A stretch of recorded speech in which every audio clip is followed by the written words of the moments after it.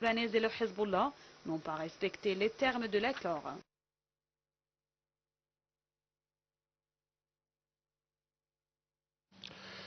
Donc, pour avoir plus d'analyse, nous avons actuellement en ligne de TV International son Excellence l'ambassadeur Medhat El-Mlighi, ancien ministre adjoint des Affaires étrangères. Bonsoir, monsieur l'ambassadeur. Bonsoir à vous. Donc, ma question porte sur pourquoi, à votre avis, Israël entrave encore son retrait du sud du Liban, malgré l'expiration des délais fixés pour son retrait par l'accord de trêve avec le Hezbollah. Alors, il y a sûrement plusieurs raisons pour ce retrait israélien de ces accords. Premièrement, qui n'est pas une surprise. La surprise, c'était exactement l'opposé si Israël allait honorer ses obligations. Alors, pour ces raisons-là, alors il y a sûrement encore des forces, même faibles, de Hezbollah qui sont toujours là, ou bien même on peut prétendre qu'ils sont là pour que Israël prenne toujours l'initiative de ne pas laisser le Liban tel que la résolution 1701 l'aurait désigné. Ça, c'est d'un côté. D'autre côté aussi, c'est de montrer la suprématie d'Israël sur l'État libanais. Et c'est Israël même qui donne l'accord ou le refus aux citoyens libanais de revenir chez eux. Et je pense que c'est fait exprès pour donner un sentiment d'humiliation aux autorités libanaises qui ne peuvent pas, jusqu'à maintenant, étant donné la faiblesse de l'armée libanaise, en la comparant avec l'armée israélienne, de pouvoir exercer son pouvoir sur la totalité du territoire libanais.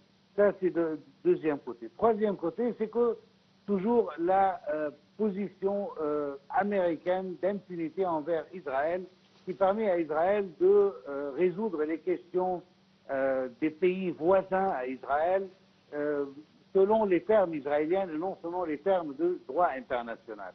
Et que si, encore une fois, l'administration américaine, la nouvelle administration américaine et M. Trump ne vont pas exercer leur pression telle qu'ils l'ont fait lors de la signature arrachée avec les groupes de résistance palestiniens pour arriver à cesser le feu actuel à Gaza, alors on n'arrivera jamais à une vraie sortie des forces israéliennes du Liban. Oui, mais monsieur l'ambassadeur, concernant ce point, avec plus de précision, la communauté internationale, par exemple, a appelé à arrêter l'escalade au Liban. Donc, quelles sont les garanties, selon votre point de vue, pour respecter l'accord de trêve entre Israël et le Hezbollah?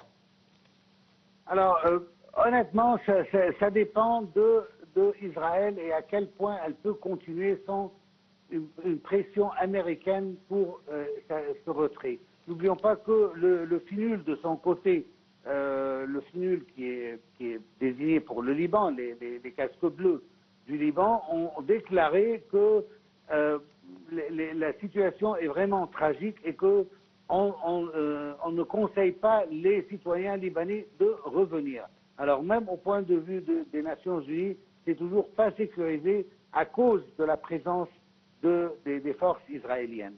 Et si les forces israéliennes sont tellement clarifiées et tellement désignées au Liban, alors au sud du Liban, cela veut dire que le retour est toujours dangereux et que la résolution 1701 ne peut pas être exécutée en sa totalité jusqu'à ce qu'Israël décide qu'il est temps de sortir du Liban.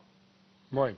Monsieur l'ambassadeur, merci beaucoup pour de tels éclaircissements de votre part concernant la situation au sud du Liban et comment les forces de l'occupation israélienne traitent jusqu'à maintenant avec la trêve.